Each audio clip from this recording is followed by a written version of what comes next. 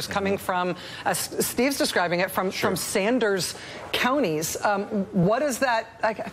There's a question of what that means for this Democratic race, but then there's also a question of what that means looking ahead to the general. I think we're all thinking that Kentucky's probably going to be a Trump state in the general. Is this just a guarantee of that? I think it is a guarantee of that, and it goes to, look, Steve has explained this very well. There is just a long tradition.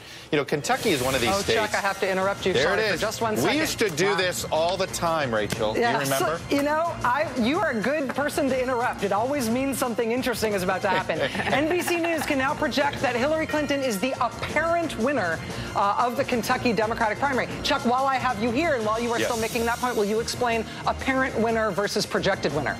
We say apparent for a couple of reasons. It means we can't find any more vote. We know there is not enough vote left in what we know is out there for Sanders to overtake Clinton.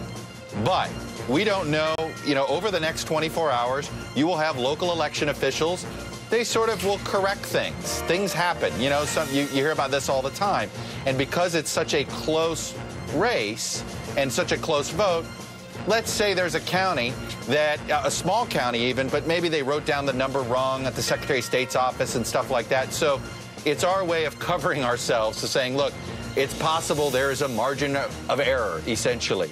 But right now we can tell you we don't know of any more vote left. That's enough to somehow change the order of this race. So Hillary Clinton's the apparent winner, but because you got to wait for certifications and for corrections and all of that stuff, we slap on the apparent tag. And so this, just to be clear, this is not a call that we should expect to change over the course of tonight from apparent into projected winner. Correct. It means this would be a call, if it changed, it would change tomorrow.